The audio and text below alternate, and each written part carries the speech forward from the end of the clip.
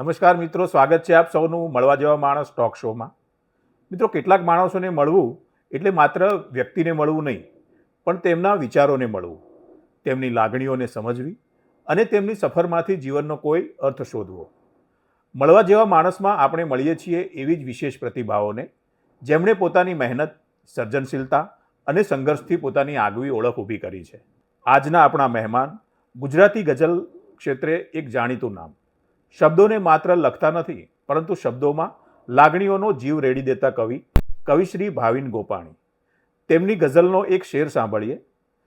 સિગરેટને રસ્તા ઉપર આ રીતથી ના ફેંક ભાઈ, સિગરેટને રસ્તા ઉપર આ રીતથી ના ફેંક ભાઈ, આ દેશમાં ચંપલ ઘણા તળિયેથી કાણા હોય છે. સિગરેટને રસ્તા ઉપર આ રીતથી ન ફેંક ભાઈ, આ દેશમાં ચંપલ ઘણા તળિયેથી કાણા હોય છે. મિત્રો, આ માત્ર શબ્દો નથી, આ તો કવિની નજર છે સમાજને જોવાની, જીવનને સમજવાની અને વાતને પોતાની આગવી રીતે રજૂ કરવાની નજર. તો આજે જાણીએ એક કવિના શબ્દો પાછળનો માણસ કોણ છે, તેમનું બાળપણ કેવું હતું, લખવાની શરૂઆત ક્યાંથી થઈ, શબ્દો સાથેનો આ સંબંધ કેવી રીતે ગાઢ બન્યો, સંઘર્ષના કયા પડાવોએ તેમને ઘડ્યા અને અંતે જીવનને જોવાની તેમની પોતાની નજર શું કહે છે. આવો મળીએ કવિશ્રી ભાવિન ગોપાણીને. મૂળ સૌરાષ્ટ્રના રાણપુરના વતની ભાવિન બિપિનકુમાર ગોપાણીનો ઉછેર અમદાવાદમાં જ થયો. વ્યવસાયે કાપડના વેપારી એવા ભાવિનભાઈએ અત્યાર સુધી ઉંબરો, ઓરડો, અગાશી અને ઓશરી એમ 4 ગઝલ સંગ્રહ લખ્યા છે. તેમની આ લેખન યાત્રાને INT મુંબઈ તરફથી અપાતા શહીદા એવોર્ડ, વિદ્યાગુરુ ફાઉન્ડેશન દ્વારા રાવજી પટેલ એવોર્ડ અને કુમાર આર્ટ્સ ફાઉન્ડેશન દ્વારા ચીનુ મોદી એવોર્ડથી પોંખવામાં આવી છે.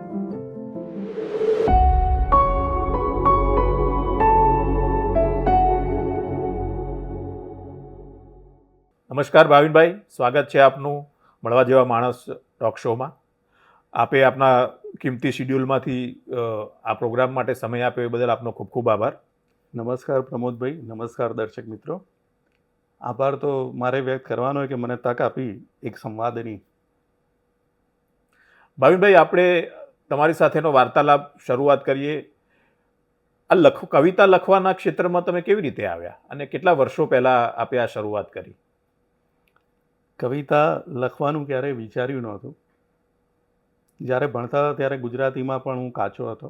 ઓકે. ગુજરાતીમાં પદ્ય અને ગદ્ય, એમાં પદ્ય વિભાગ જે હતો એમાં એ સમયે પણ એટલો અનુભવ છે મને કે જે ગઝલનો પ્રકાર હતો, કવિતાઓમાં જે ગઝલ આવતી હતી, અચ્છા, ચીનુ કાકાની ગઝલ કોર્સમાં આવતી હતી, મનોજ ખંડેરિયાની ગઝલ આવતી હતી, પકડો કલમવાળી. તો એ કવિતાઓ જ્યારે વાંચતા હતા તો ગઝલનો પ્રકાર એ વખત સમયે પણ વધારે આકર્ષતો હતો. ઓકે. એ અનુભવ છે. પણ ક્યારેય વિચાર્યું નહોતું કે લખીશું. હા, સ્કૂલના સમયે થોડા જોડકણા લખ્યા હતા. પછી કોલેજમાં બી થોડા જોડકણા લખ્યા, જેને કવિતા બિલકુલ ના કહી શકાય, જે પાછળથી ખબર પડી. અને એક દુસ્સાહસ તો એવું પણ કર્યું હતું કે એવા જોડકણાઓનું એક પુસ્તક એ વખતે છપાઈ કાઢ્યું હતું. શું વાત છે? હા, અને કયા વર્ષે આ પુસ્તક લગભગ 1995-96માં એ પુસ્તક કોઈ પ્રકાશક પાસે નહીં, પણ જે પ્રિન્ટિંગ પ્રેસ હોય એની પાસે 500 કોપી છપાઈ દીધી. તો ત્યારે તમે શું, એટલે શામાં ભણતા હતા? ત્યારે હું કોલેજના એમાં હતો. ત્યારે કોલેજ મારી 2nd કે 3rd યરમાં આવીશું લગભગ. Okay okay. અને બિલકુલ કવિતા કહી શકાય એવું હતું નહીં એમાં, પણ તે છતાં બધા મિત્રોને, સંબંધીઓને, પડોશીઓને એ પુસ્તક આપ્યા હતા છપાઈને. ખોટું કર્યું હતું એ, જે જાણકારી મેળવીને કરવા જેવું હતું. પણ એ વિચારો પણ ત્યારથી થયું હતું એવું કહી શકાય? બિલકુલ, એ કહી શકાય.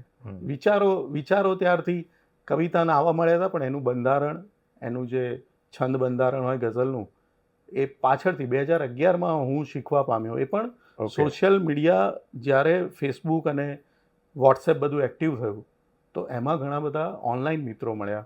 ઓકે. એમાં ફેસબુકમાં ગઝલ તો હું લખું નામનું એક ગ્રુપ ચાલતું હતું. અચ્છા. તો એમાં હું સભ્ય તરીકે જોડાયો, મિત્ર તરીકે જોડાયો એમના. ત્યાં ગઝલ કઈ રીતે લખી શકાય એ ઘણું શીખવા મળ્યું.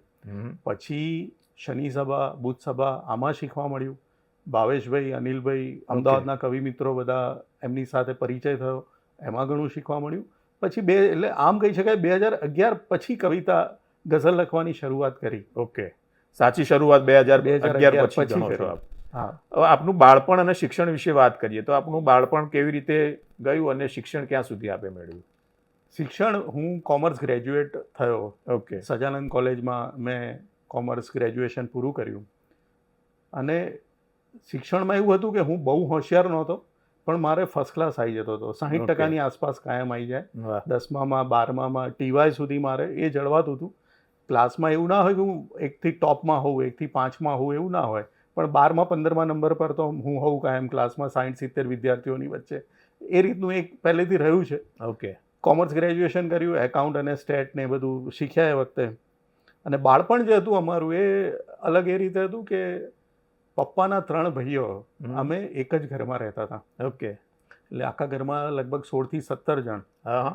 વાહ. કારણ કે 4 ફેમિલી રહે, એટલે બાળપણ એક બહુ આનંદમય ગયું છે, જેમાં 2 બીજા ભાઈઓ અને 7 બહેનોની વચ્ચે, ઓહો. અને ફૂલ મસ્તી, ફૂલ ધમાલ, વૈવિધ્ય ઘરમાં જ ખૂબ હતું.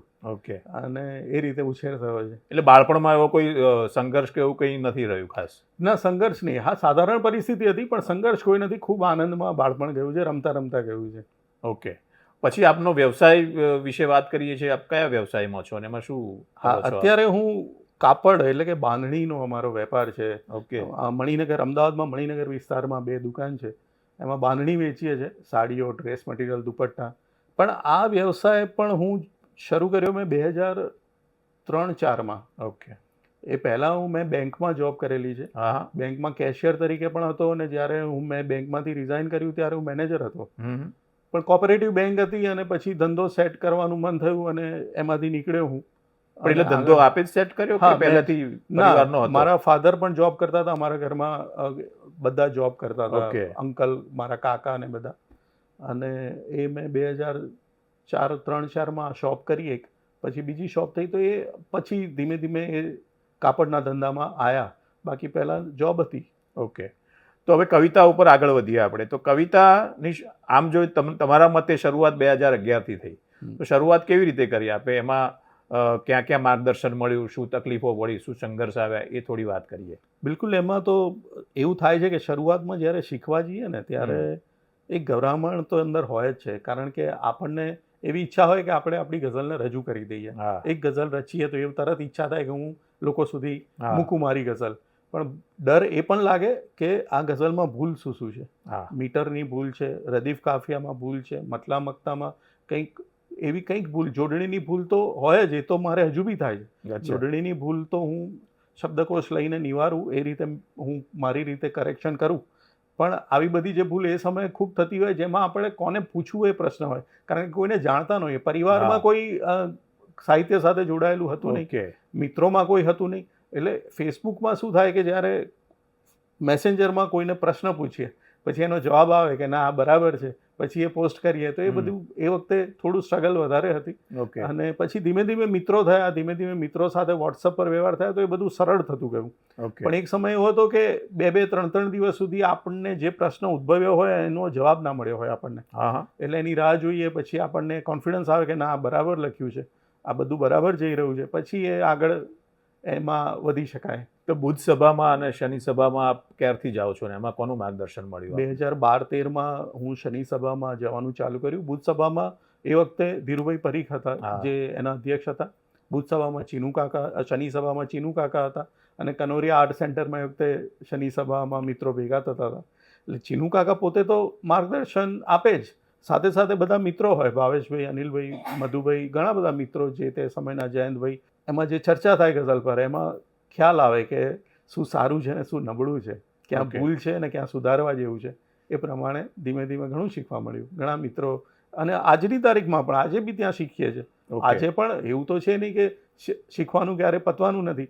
આજે પણ ત્યાં આગળ ઘણું બધું તો શીખતા અત્યારે રહીએ છીએ. રેગ્યુલર એમાં જાઓ છો આપ? રેગ્યુલર તો નથી જઈ શકતો, પણ 2 મહિને એટલે 4-5 શનિવાર આવે તો એક શનિવાર જઈ શકાય છે.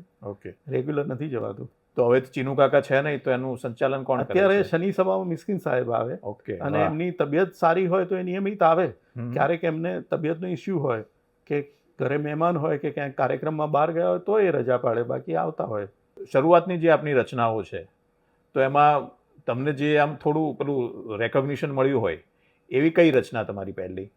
એમાં એક તો એક મુક્તક હતું કે જે એવી એની મટલા, અને એક શેર એવો છે, જ્યાં વિચાર્યું કે હવે પગલું ભરો, હા હા. જ્યાં વિચાર્યું કે હવે પગલું ભરો, છત સુધી ઊંચો થયો છે ઉંબરો. આહા. જ્યાં વિચાર્યું કે હવે પગલું ભરો, છત સુધી ઊંચો થયો છે ઉંબરો. વાહ. સહેજ ફાવ્યું હમ. ઘર મને વર્ષો પછી. ઓકે. સહેજ ફાવ્યું ઘર મને વર્ષો પછી. પછી. ત્યાં જ માલિકે કહ્યું ખાલી કરો. આહા. વાહ. વાહ. આ જે ગઝલ છે એ મિસ્કિન સાહેબે ગુજરાત સમાચારમાં એમની જે કોલમ આવે છે હમ. એમાં પ્રકાશિત કરી હતી. એમાં Okay. એની ઉપર લેખમાં એનો સમાવેશ કર્યો હતો. વાહ. તો સૌથી પહેલી એક આ ગઝલ છે જે લોકો સુધી પહોંચી.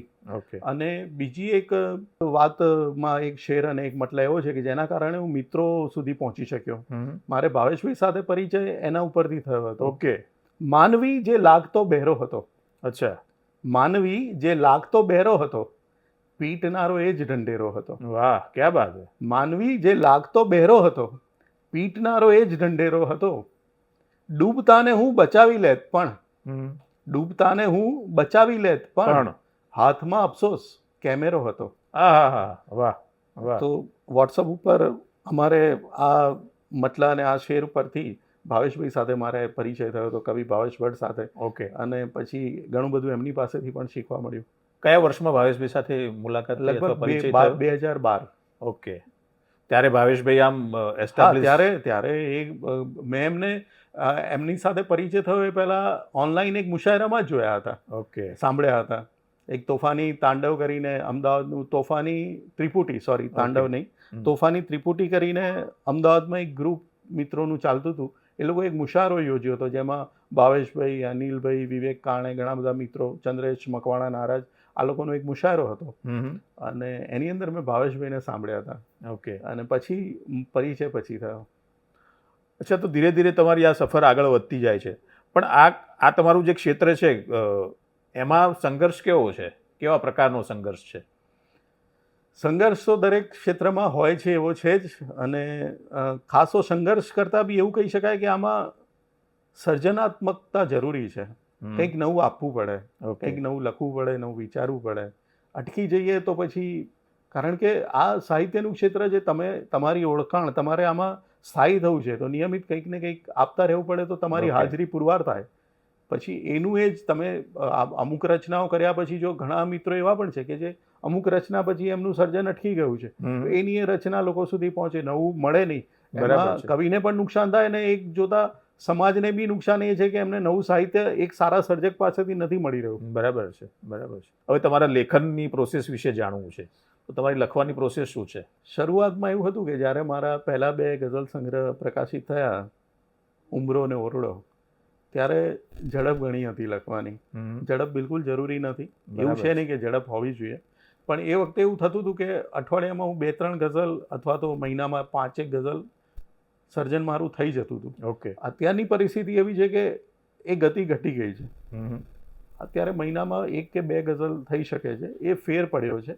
પણ મને, એટલે કવિ તરીકે મને અંદરથી એવું થયા કરે કે એક ગઝલ તો હાથ પર હોવી જોઈએ. હમ. એક ગઝલ તો એવી હોવી જોઈએ જે કન્ટિન્યુ હોય, Okay. જેમાં આપણને એક આગળ શેર આપણે વિચારતા હોઈએ.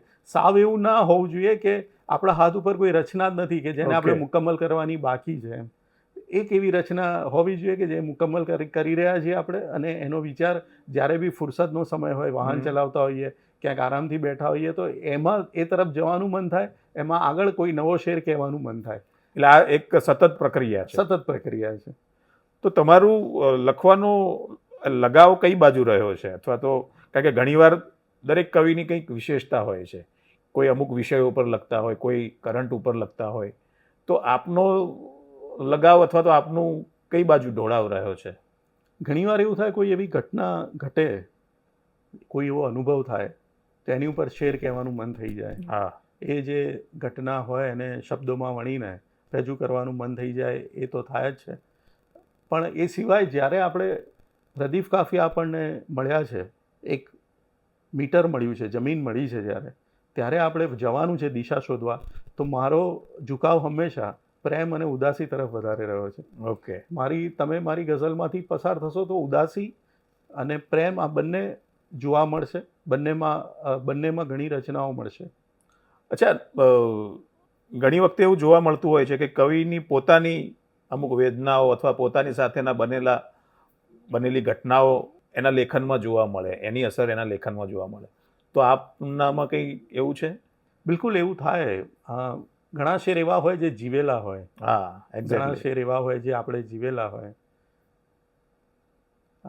અને ઘણા એવા હોય કે જે આપણે જોયેલી ઘટના હોય, આપણે પોતે જીવી ના હોય પણ આપણી આંખ સામે Okay. ઘટી હોય. ઓકે. અને ઘણી એવી પણ ઘટના હોય કે જે આપણે જોયેલી પણ ના હોય ને જીવેલી પણ ના હોય પણ જાણેલી હોય. અચ્છા ઓકે. જેમ કે કાશ્મીરમાં શું થઈ રહ્યું છે, અથવા બોર્ડર પર શું થઈ રહ્યું છે, અથવા તો આપણે અત્યારના એમાં જઈએ વર્તમાનમાં તો ઈરાક અને આ અમેરિકા વચ્ચે, અથવા તો રશિયા અને એમની વચ્ચે શું થઈ રહ્યું છે, હા, એ આપણે સાંભળેલું છે ખાલી. આપણે જોયેલું નથી પણ જાણેલું છે. એ આપણી જાણેલું છે. જાણકારીનો પ્રશ્ન છે, આપણી જાણકારીની વાત છે. તો એમાંથી પણ ક્યારેક શેર આવી જાય, એમાંથી પણ કવિતા આવે, અને દરેક કવિને આ રીતે પણ આવે.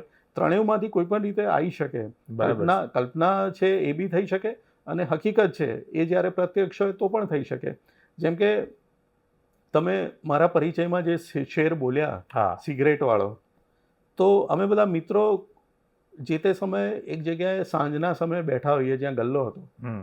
તો એ ગલ્લા પાસે એક અમારા વિસ્તારનો છોકરો, લગભગ 13-14 વર્ષનો છોકરો છે, જે કોથળામાં કચરો વીણતો હોય, અને એ છે ને બહેરો મૂંગો છે. ઓકે. એને બોલી બી નથી શકતો બાળપણથી, અને સાંભળી પણ નથી શકતો.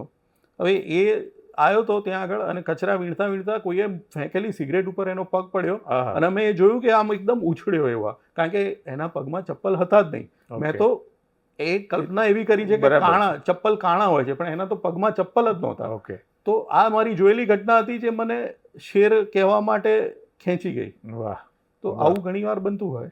તો આવી કોઈ ઘટનાને રિલેટેડ તમારી કોઈ રચના હોય તો આપ કહો ને, કે જે ખૂબ જ વખણાઈ હોય, અથવા તો ખૂબ લોકોએ એને આવકારી એક હોય. બીજું એવું થયું કે લગભગ 2013ની આસપાસ મારો એક ખાસ મિત્ર હતો, અને અમારા પરિવારમાં પણ એક સંબંધી એવા હતા જે બેઉના પ્રેમ લગ્ન હતા અને છૂટાછેડાની વાત ચાલતી હતી. હા હા.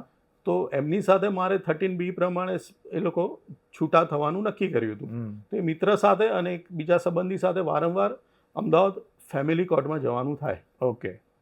તો એ વખતે એક શેર આવ્યો હતો જે પાછળથી ભાવકોને ખૂબ ગમ્યો હતો, હમ. પણ એ શેર પણ એક ઘટના પરથી, અનુભવ પરથી આવ્યો હતો. ઓકે. કાઢવા એને પછી પહોંચી જવાયું કોર્ટમાં. હા હા. કાઢવા એને પછી પહોંચી જવાયું કોર્ટમાં, એક વીંટી આંગળીમાં કઈ હદે નડતી હશે. હા. વાહ વાહ. તો એવા અનુભવ ઘણીવાર એ રીતે પણ મળતા હોય કવિને, જે વ્યક્ત થવા માટે મજબૂર કરી દે.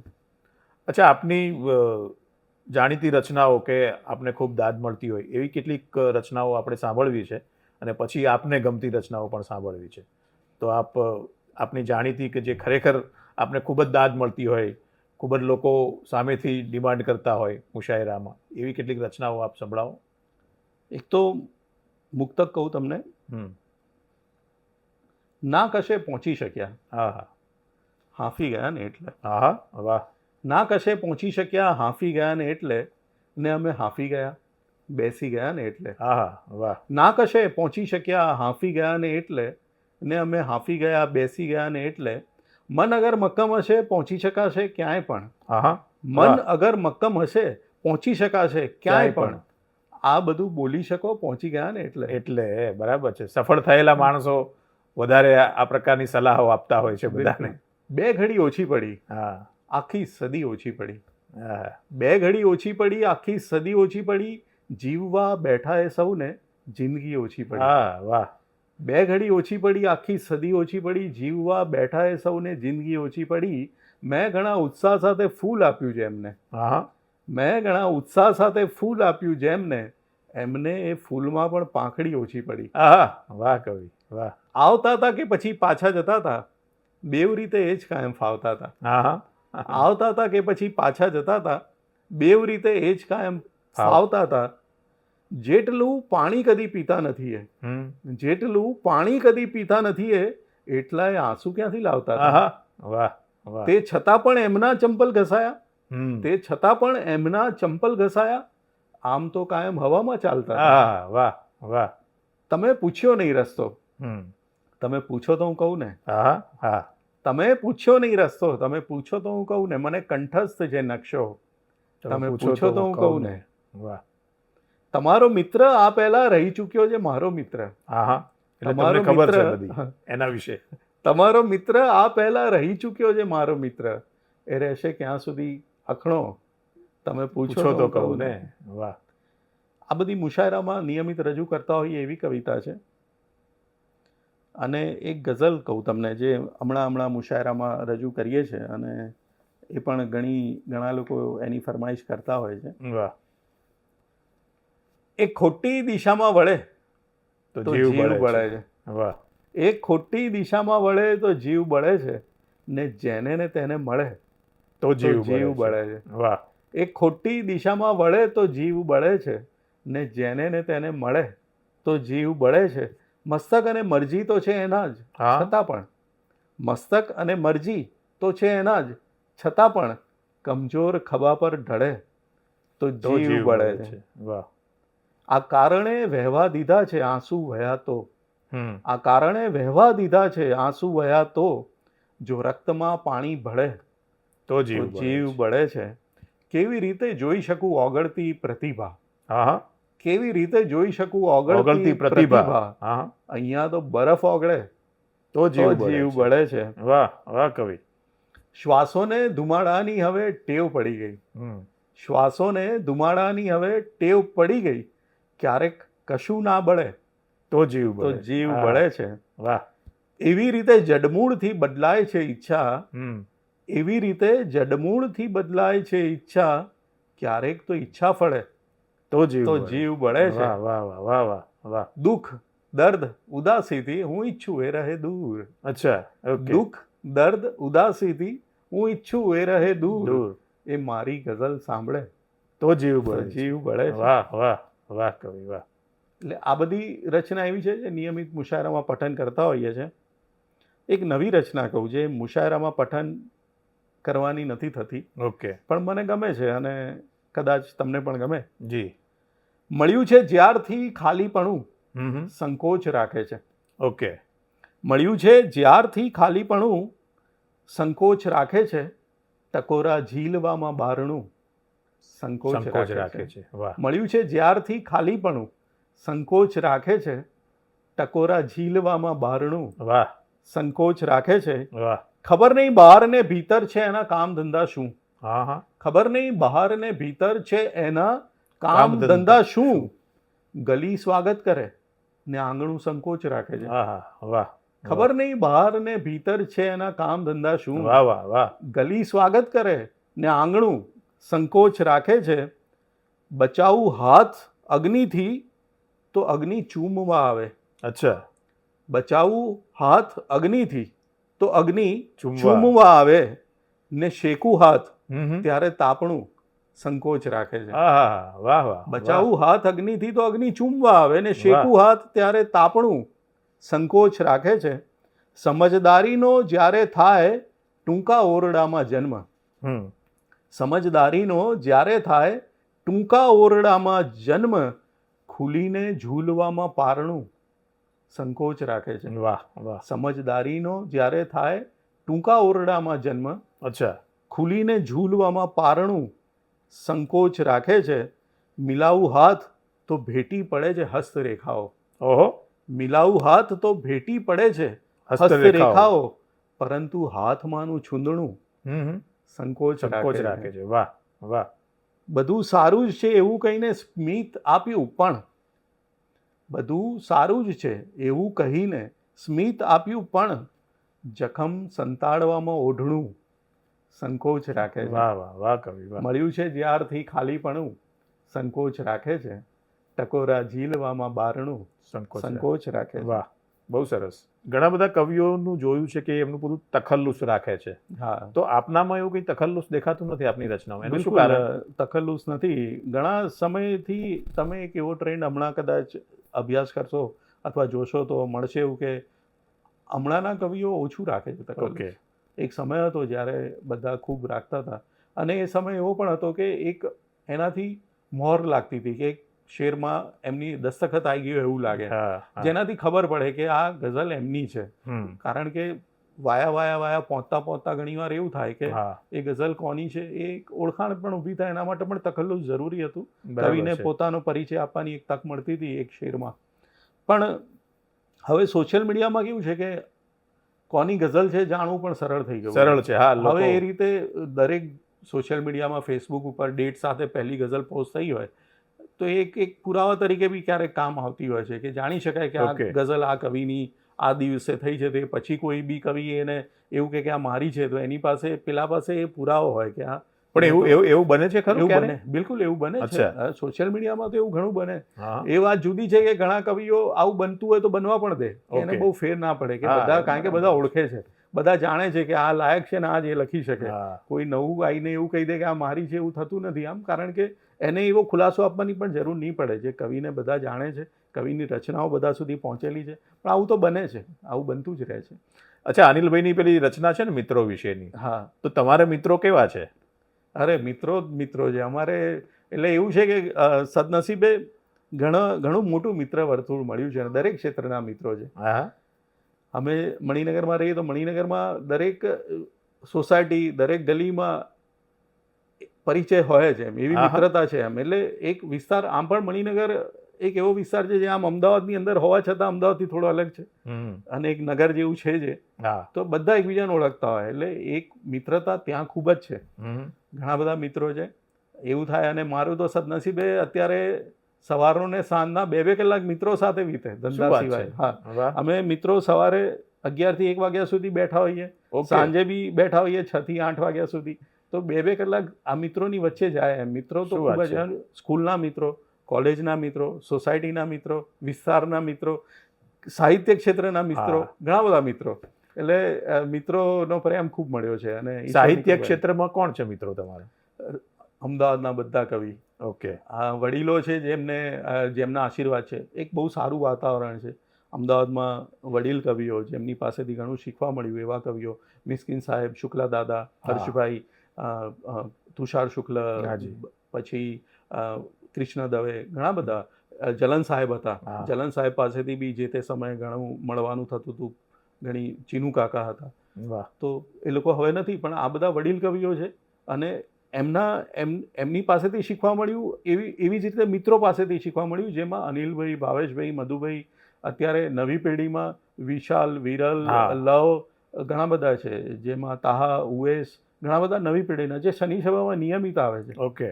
અને મિત્રોના કારણે ખૂબ મજા આવે છે નવું જાણવાની. સાહિત્યના મિત્રોના કારણે નવી વસ્તુ એ લોકો પણ જ્યારે લખે અને એમની સારી ગઝલ વાંચવા મળે તો એ દિવસે આપણને પણ એવું થાય કે જાણે આપણે કંઈક આજે સર્જન આપણું પોતાનું થયું એવું એક આનંદ થાય કે એક નવી ગઝલ મળી અને એ બી મિત્ર તરફથી મળી. ત્યારે સાહિત્યનો અથવા તો કવિ સંમેલનો, મુશાયરા, એનો એક માહોલ કંઈ બદલાયો હોય એવું લાગે છે છેલ્લા કેટલાક વર્ષોમાં? હા, ઘણો સારો થયો છે. હા, એટલે exactly. પોઝિટિવલી. એટલે એમાં થયું એવું કે અત્યારે સોશિયલ મીડિયા, ઇન્સ્ટાગ્રામના કારણે જે છોકરાઓ, જે નવી પેઢી અંગ્રેજી માધ્યમમાં ભણી હા છે, હા. જે લોકોને ગુજરાતી લખવામાં અને વાંચવામાં તકલીફ પડે છે, પણ એ લોકો કવિતા ગુજરાતી સાંભળે છે વાહ. ઓનલાઈન. બધી કવિતા એમના સુધી પહોંચે છે, એમને એમાં રસ પણ પડે છે અને એ લોકો મુશાયરા સુધી આવે છે. હા, એ લોકો એલડી એન્જિનિયરિંગમાં દર વર્ષે સાહિત્ય સરિતા નામનો કાર્યક્રમ થાય હા, છે, હા. જે એ કોલેજના વિદ્યાર્થીઓ જ કરે છે. બિલકુલ. તો એટલું રસપૂર્વક સાહિત્યને માણે છે, કવિતાને બધા જ પ્રકારને માણે છે. પદ્ય ગદ્ય બંનેના ત્યાં આગળ ઘણા બધા સેશન હોય છે. તો સરસ. એ લોકો નવી પેઢીને અત્યારે નવા ભાવકો મળ્યા છે કવિતાને. ઓકે. પહેલાંના સમયમાં પણ હતું જ, પણ એ જે પુસ્તક પહોંચે અને રચનાઓ પહોંચે એ ક્યારેક મેગેઝિનમાં વાંચે, સામાયિકોમાં વાંચે, ત્યારે એ એમના સુધી પહોંચતું હતું. હમ. પણ હવે કે ઇન્સ્ટા, વોટ્સએપ અને ફેસબુક આ બધામાં તરત એ લોકો મેળવી શકે છે. એટલે એક અને સોશિયલ મીડિયાનો ફાયદો થયો એવું કહી એ શકાય. ફાયદો સાહિત્યમાં ઘણા બધા સારું સાહિત્ય એમના સુધી પહોંચાડવું સરળ થયું છે. Okay. એ લોકો ગોતી પણ લે છે અને આપણે પહોંચાડી પણ શકીએ છીએ. વાહ. તો આપના જે સંગ્રહ છે 4, એના વિશે વાત કરીએ તો એની એ કયા કયા સમયમાં થયા અને એના નામો તમે આવા કેમ રાખ્યા છે? એની પાછળનું લોજિક શું છે? હા, એમાં ઉમરો અને ઓરડો બંને સંગ્રહ 2016માં આવ્યા હતા. ઓકે. હા, બંનેની વચ્ચે 7-8 મહિનાનો અંતર હતું, પણ બંને 2016માં આવ્યા. અને અગાસી સંગ્રહ છે એ આવ્યું 2020માં. ઓકે. અને 2025માં છેલ્લે ઓસરી ગઝલ સંગ્રહ આવ્યો. અને પહેલા 2 સંગ્રહ છે એમાં એક નવભારતે પબ્લિશ કર્યો હતો, એક નવભારત પ્રકાશનનું છે, એક રીડજેટ પબ્લિકેશનનો છે ઓરડો. પછીના 2 છે જે અગાસી ને ઓસરીએ ઝેનોપસમાં પ્રકાશિત થયા છે. નામ આવા કેમ રાખ્યા એ જે પ્રશ્ન છે, તો એમાં તો એવું છે કે સંગ્રહનું નામ રાખવું એ મને બહુ અઘરું કામ લાગે છે. એક્ઝેક્ટલી. એ બહુ અઘરું છે, કારણ કે આપણે જ્યારે આપણી કવિતામાંથી કોઈ શબ્દ અથવા કોઈ પંક્તિ પસંદ કરીએ નામ માટે, તો એટલી બધી પંક્તિઓ મળે કે આમાંથી કઈ રાખવી એ પ્રશ્ન થાય. આપણે આપણી કોઈ ગઝલમાં વાપરેલી રદીફને સંગ્રહના નામ તરીકે રાખીએ તો એ પણ સરસ થઈ શકે, પણ પછી એમાં એટલી બધી રદીફ મળે કે એ બી પ્રશ્ન થાય કે હવે આમાંથી કઈ રદ કઈ કરો ને રાખવી, કઈ પસંદગી ના. અઘરી થઈ જાય. પસંદગી અઘરી થઈ જાય અને ખાસો સમય બી લઈ લે, અને કર્યા પછી બી એવું થાય કે આના કરતાં પેલી આ રાખી રાખ્યું હોત તો એટલે સારું. મેં આ બધામાં પડવું જ નથી એવું વિચારીને એક અ આ ઈ ઉ આવા એક અક્ષરથી શરૂ થતો નામ હોય અને ઘરનો જ કોઈ એક્ઝેક્ટલી. એટલે ભાગ હોય, ઘરની ઘરનો વાત જ કોઈ કરી છે હિસ્સો આપણે. હોય. હા, એટલે ઉમરો, ઓરડો, અગાસી, ઓસરી, આ બધા આવી રીતે હું આગળ વધું છું જ્યાં સુધી વધી શકાય ત્યાં સુધી. હવેનો સંગ્રહ છે, અને આનો એક ફાયદો એ છે કે ભાવકો જે મિત્રો છે, ભાવક મિત્રો છે, જે આપણા ચાહક મિત્રો છે, એ લોકોને ખ્યાલ પણ આવી જાય છે કે હવેનો સંગ્રહ કયો હશે. અચ્છા, ઓકે. અત્યારથી મને ઘણા મિત્રો મેસેજ કરે છે કે આંગણું ક્યારે આપો છો. ઓકે, એટલે તમને નામ મળી ગયું. ઇનડાયરેક્ટલી તમને નામ પણ નામ મળી મળી ગયું. ગયું. હા, એટલે ભાવિનભાઈ, આપ કોઈના લેખનથી પ્રભાવિત થયા હોય અથવા તો આપ એમના આદર્શ માનતા હોય એવા કોણ છે આ ક્ષેત્રમાં? સાહિત્ય, એમાં બી ખાસ ગઝલકાર તરીકે એક તો મરીઝ સાહેબ હાજી. સૌના પ્રિય છે, એમાં હું પણ બાકાત નથી. વાહ. અને એમનો એક એક મિસરો શેર બરાબર હોય, એવા કેટલા બધા મિસરા કે જે આપણા બે મિસરા ભેગા થઈને જે શેર બને અને વાત ના કહી શકે એટલું તો એમનો એક મિસરો એટલો અસર કરતો હોય. ઓકે. એવા કવિ. અને બીજું વર્તમાનમાં તો મને કવિ મિત્ર ભાવેશભાઈ, ઓહો. ભાવેશ ભટ્ટ, વાહ. એ પ્રિય છે. ઉર્દુ ગઝલકારોને પણ હું સાંભળતો હોઉં છું, તો એમાં અબ્બાસ તાબીશ છે, શારિક કૈફી છે, આમની રચનાઓ મને ગમે છે. અને ઘણા બધા નવા કવિ, શરી સભાના કવિ પણ છે કે જે લોકો જ્યારે પણ ગઝલ લખે તો એ ગઝલમાં એવી તાજગી હોય. ઓકે. ગુજરાતમાં બીજા શનિ સભા સિવાયના પણ ગુજરાતમાં બીજા પણ ઘણા કવિ છે કે એટલી તાજગી હોય દરેક શેરમાં કે આકર્ષી જાય. ઓકે. તો એ ગઝલે નવું મળે છે. ઘણા બધા એક જ કવિ પાસેથી બધી જ રચના એક સરખી મળે એ જરૂરી નથી, રાઈટ. પણ સારી રચનાઓ તો ગમે ત્યારે ગમે તે પાસેથી મળતી હોય ને એનો આનંદ હોય છે. બરાબર છે. યુવા કવિઓમાં અત્યારે આપને કોનું લેખન ગમે છે અથવા તો કોની રચનાઓથી આપ પ્રભાવિત થયા છો? ભાવેશ ભટ્ટ. ઓકે. એમની અને રચના એકદમ નવા જે છોકરાઓ આવે છે એમાં તો જેમના પરિચયમાં હું છું, એમાં જેમની નવી રચનાઓ નિયમિત વાંચવા મળે, લવ સિન્હા છે. ઓકે. પછી એક ઉવેશ ગિરાજ છે, એક છોકરો, એ બી સરસ કરે છે. કુનાલ શાહ છે હા. અમદાવાદમાં, એમનું બી કામ સરસ છે. પછી 2-3 બહેનો પણ સરસ લખે છે. લિપિબેન છે, લિપિ ઓઝા. હા. પછી માર્ગી દોશી છે, એક રીનાબેન પરીખ છે, અને ઘણા બહેનો છે, રિંકુ રાઠોડ છે. હા. ઘણા બધાની નવી રચનાઓ જ્યારે સાંભળીએ તો હવે એક એટલે સારી વાત એ બી છે કે જે કવિયત્રોએ પણ ઘણું સારું, એટલે મીન્સ એમની કવિતાઓ પણ એટલી જ મજા આપે છે એમ જે આપવી જોઈએ. અને પહેલાં એક સમય એવો હતો જ્યારે કવિયત્રોનું કામ ઓછું હતું, એમની ગઝલોમાં કામ એમનું એટલું બધું નહોતું, જે હતું પણ સંખ્યા ઓછી હતી. પણ અત્યારે એ પણ સરસ છે. પણ એટલે એનું કારણ શું હશે? સોશિયલ મીડિયા તો એમનું કારણ ખરું જ, કે એમને શીખવા પણ મળે, કે જે રીતે હું શીખ્યું એ રીતે એ લોકો પણ બધા શીખે ને. એમાં પછી કવિ હોય કે કવિયત્રી હોય, અને એમાં ઇમિડિયેટ રિસ્પોન્સ મળે ને. હા, એટલે કવિને અથવા લેખકને ખબર પડે કે ભાઈ આપણે જે લખ્યું છે એ લોકોને ગમ્યું કે નહીં, બિલકુલ ક્યાં જાય છે એ ખબર પડે. એટલે એ અત્યારે એક ઘણી બધી ગઝલો એવી લખાય છે કે જે ના લખાય તો પણ ચાલે, એવી પણ ઘણી લખાય છે જેમાં હું પણ બાકાત નહીં હોઉં. ઓકે. પણ ઘણી એવી પણ લખાય છે જે યાદગાર કહી શકાય, વાહ. જેનો સંતોષ હોય. અને એ કામ જ્યાં સુધી થાય છે ત્યાં સુધી તો સંતોષ જ હોય. વાહ. અને સરસ થઈ રહ્યું છે એ રીતે. ઓકે. હવે આપને પોતાને ગમતી કેટલીક ગઝલો સાંભળવી છે, સંભળાવશો? એક બહુ જ જવલ્લે જ પઠન કરવા મળતી હોય એવી એક ગઝલ છે જે મને ગમે છે, પણ ક્યારે પઠન નથી કરી જાહેર મંચ ઉપરથી. તો એનો મતલબ છે, ઓકે, વસ્તી બજાર ચોક ગલી. હા, વસ્તી બજાર ચોક ગલી અંધકાર છે. ઓકે. વસ્તી બજાર ચોક ગલી અંધકાર અંધકાર છે, છે નામની સવાર હજી હા હા અંધકાર છે. હા હા વાહ વસ્તી બજાર ચોક ગલી અંધકાર છે નામની સવાર હજી અંધકાર અંધકાર છે. છે. કોઈનું સ્થાન કોઈ દી ખાલી રહે છે ક્યાં? હા બરાબર છે. કોઈનું સ્થાન કોઈ દી ખાલી રહે છે ક્યાં? જો તું નથી તો તારા વતી અંધકાર અંધકાર છે. છે. હા કોઈનું સ્થાન કોઈ દી ખાલી રહે છે ક્યાં? વાહ જો તું નથી તો તારા વતી અંધકાર છે. અજવાસ જોઈ સહેજ હરખ વ્યક્ત જો કર્યો. હા અજવાસ જોઈ સહેજ હરખ વ્યક્ત વ્યક્ત જો જો કર્યો, કર્યો. દીવા તળેથી ચીસ પડી હા અંધકાર છે. વાહ વાહ અજવાસ જોઈ સહેજ હરખ વ્યક્ત જો કર્યો, દીવા તળેથી ચીસ પડી અંધકાર અંધકાર છે.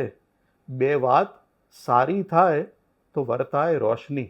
હા બે વાત સારી થાય તો વર્તાય રોશની.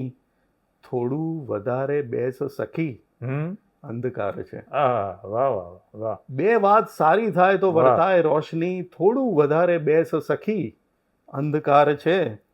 પકડીને મારો હાથ હમ. સડક પાર લઈ ગયો. અચ્છા પકડીને મારો હાથ સડક સડક પાર લઈ ગયો.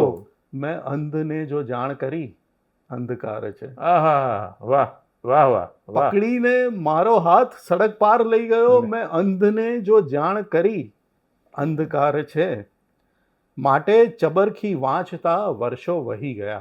અચ્છા માટે ચબરખી વાંચતા વર્ષો વહી ગયા. પ્રત્યેક શબ્દ શબ્દ પછી અંધકાર છે. વાહ વાહ ક્યાં બાત માટે ચબરખી વાંચતા વર્ષો વહી ગયા. પ્રત્યેક શબ્દ શબ્દ પછી અંધકાર છે. દૃષ્ટિની જેમ કામ કરે ટેરવાનો સ્પર્શ. અચ્છા દૃષ્ટિની જેમ કામ કરે ટેરવાનો ટેરવાનો સ્પર્શ. પ્રોવી શકાય મોતી હા. સતી અંધકાર છે. આહા વાહ દ્રષ્ટિની જેમ કામ કરે ટેરવાનો સ્પર્શ. વાહ પ્રોવી શકાય મોતી સતી અંધકાર છે. વસ્તી બજાર ચોક ગલી વાહ અંધકાર છે. વાહ છે કવિ. નામની સવાર હજી અંધકાર છે વાહ આવી જ એક બીજી ગઝલ પણ છે, જો સમય હોય તો રજૂ હાજી કરું? હાજી બિલકુલ આ પણ ખૂબ જ જવલ્લે પઠન કરવાની તક મળતી હોય છે. જી ગઝલનો મતલબ છે કે અમુક દૃશ્યો બતાવીને ઘણા દૃશ્યો છુપાવ્યા છે. અચ્છા અમુક દૃશ્યો બતાવીને ઘણા દૃશ્યો છુપાવ્યા છુપાવ્યા છે. છે મને અંધારમાં રાખી તમે રંગો ઉડાવ્યા છે. આહા વાહ અમુક દ્રશ્યો બતાવીને ઘણા દ્રશ્યો છુપાવ્યા છુપાવ્યા છે. છે મને અંધારમાં રાખી તમે રંગો ઉડાવ્યા છે. પડ્યો જ્યાં વહેમ કે પડશે તિરાડો અચ્છા મૂળ જો વધશે. હમ પડ્યો જ્યાં વહેમ કે પડશે તિરાડો. તિરાડો મૂળ જો વધશે. તરત દિવાલ પરથી વૃક્ષના ફોટા હટાવ્યા છે. હા ચિંતા છે એને કે કંઈક આને હા મોકો આપીશું તો ક્યાંક આગળ વધી ફોટા જશે ફોટા પણ આગળ વધી જશે એમ. વાહ પડ્યો જ્યાં વહેમ કે પડશે તિરાડો મૂળ જો વધશે. તરત દિવાલ પરથી વૃક્ષના ફોટા હટાવ્યા છે. આહા સદા ફૂલો ચડાવ્યા હમ તોય હાલત એમની દેખો. અચ્છા સદા ફૂલો ચડાવ્યા તોય હાલત એમની દેખો. તો મારું શું થશે? પથ્થર ઉપર પથ્થર ચડાવ્યા છે. આહા વાહ પથ્થર ઉપર પથ્થર ચડાવ્યા છે. સદા ફૂલો ચડાવ્યા તોય હાલત એમની દેખો. હા તો મારું શું થશે? થશે. પથ્થર ઉપર પથ્થર ચડાવ્યા છે. પ્રસારણમાં અગર ચહેરા બતાવે પોલ ખુલી જાય. બરાબર છે. પ્રસારણમાં અગર ચહેરા બતાવે પોલ ખુલી જાય. ખુશીથી નાચતા લોકોના પડછાયા બતાવ્યા છે. વાહ પ્રસારણમાં અગર ચહેરા બતાવે પોલ ખુલી જાય. વાહ ખુશીથી નાચતા લોકોના પડછાયા બતાવ્યા છે. વાહ અને અંતિમ શેર છે, હું ટેકો લઈ લઈને માંડ મારા ઘર સુધી પહોંચ્યો. અચ્છા હું ટેકો લઈ લઈને માંડ મારા ઘર સુધી સુધી પહોંચ્યો. સદા નડતા હતા એ થાંભલાઓ કામ આવ્યા છે. વાહ વાહ હું ટેકો લઈ લઈને માંડ મારા ઘર સુધી પહોંચ્યો. સદા નડતા હતા એ થાંભલાઓ કામ આવ્યા છે. અમુક દૃશ્યો બતાવીને ઘણા દ્રશ્યો છુપાવ્યા છે. મને અંધારમાં રાખી તમે રંગો ઉડાવ્યા છે. ક્યાં બાત છે કવિ, બહુ સરસ. હવે ભાવિનભાઈ આપનો જીવન મંત્ર શું રહ્યો? એવું મંત્ર જેવું કંઈ જ નથી. બસ મોજથી જીવવાનું, કોઈને તકલીફ પડે એવું કરવાનો મનથી પ્રયાસ કરવાનો નહીં. ભૂલથી કદાચ થઈ જાય તો માફી માંગી લેવાની. બસ આવું જ સાદું જીવન જીવવાનું. કોઈ મંત્ર ખાસ છે નહીં.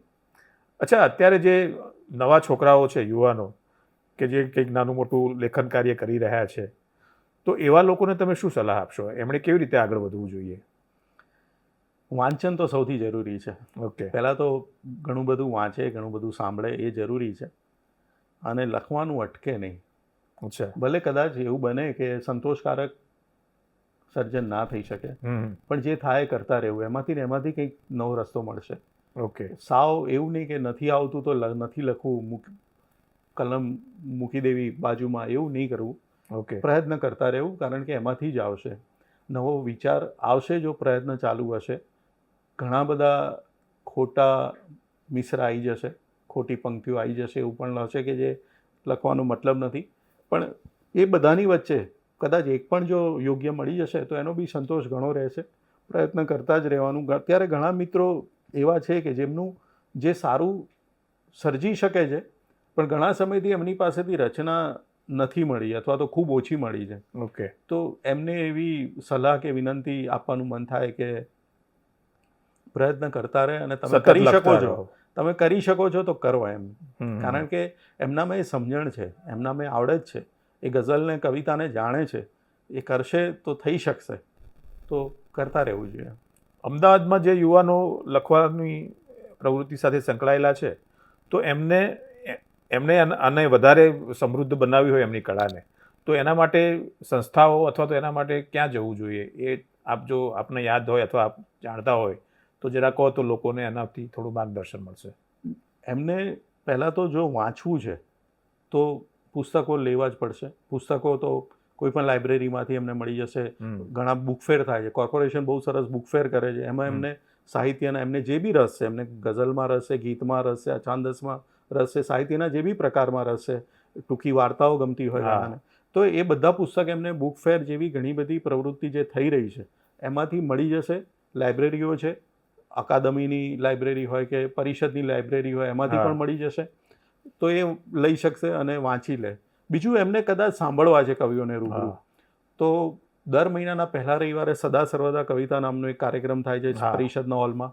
અકાદમી, સાહિત્ય અકાદમી નિયમિત કાર્યક્રમો કરે છે. માતૃભાષાના દિવસે તો એ આખા ગુજરાતમાં લગભગ 500-550 જેટલા કાર્યક્રમ કરે છે. બિલકુલ. તો આવા કાર્યક્રમોની જાહેરાત ક્યાંય પણ જોવે. પછી નવજીવન ટ્રસ્ટ છે જે એ નિયમિત કાર્યક્રમ કરે છે. દર શનિવારે એમને ત્યાં મહિનામાં 4 કાર્યક્રમ હોય, દર શનિવારે કાર્યક્રમ હોય. ઘણા બધા કાર્યક્રમો પ્રાઇવેટલી પણ ચાલતા હોય છે અને ઓપનલી પણ ચાલતા હોય છે. તો એ કાર્યક્રમોમાં હાજરી આપે. એમને જે બી રસ હોય, જ્યારે બી એને લગતો કાર્યક્રમ હોય તો હાજરી આપે. તો રૂબરૂ એ સાહિત્યકારને, કવિને, લેખકને સાંભળશે તો એમાંથી ઘણું બધું મળશે અને એમની સાથે એમને તક બી મળશે સવાલ જવાબ કરવાની. ઓકે.